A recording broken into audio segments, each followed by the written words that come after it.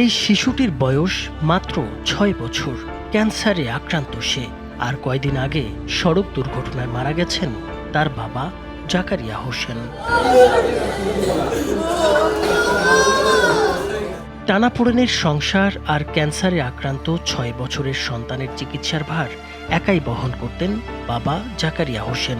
ঋণের টাকা দিয়ে কেনা একটি সিএনজি ছিল পরিবারের একমাত্র ভরসা।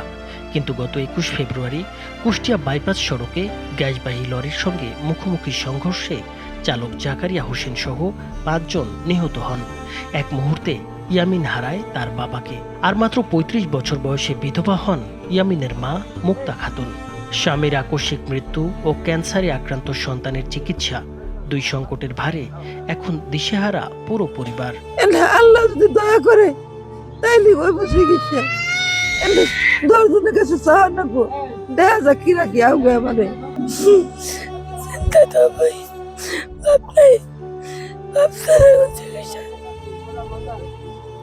চিকিৎসা করে কষ্ট হয় না। ইয়ামিনের বড় ভাই শরীফুল ইসলাম পাবনা পলিটেকনিক ইনস্টিটিউটের শিক্ষার্থী। ছাত্রজীবনেই সংসারের দায়িত্ব, মায়ের দায়িত্ব আর ক্যান্সারে আক্রান্ত ছোট ভাইয়ের চিকিৎসার দায়িত্ব পড়েছে কাঁধে। তার স্বপ্নগুলো যেন থমকে গেছে বাস্তবতার চাপে। আমি এখন স্টুডেন্ট, এখনো কোনো কর্ম করি না। এখন কিভাবে কি হবে আল্লাহ তাআলা ভালো জানেন।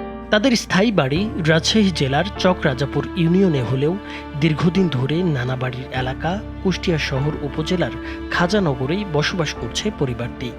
দুর্ঘটনার পর সেই বাড়িটি এখন হয়ে উঠেছে শোক আর অনিশ্চয়তার ঠিকানা।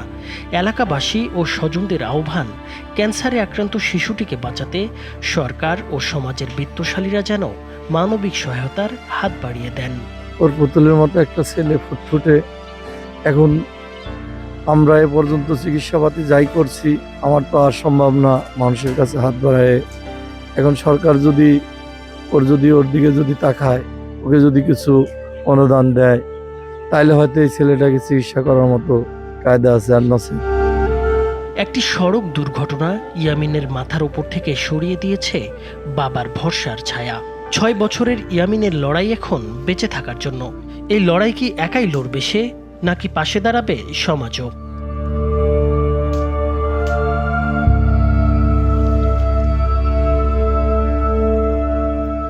নাইমুর হোসেন, মাছরাঙা টেলিভিশন।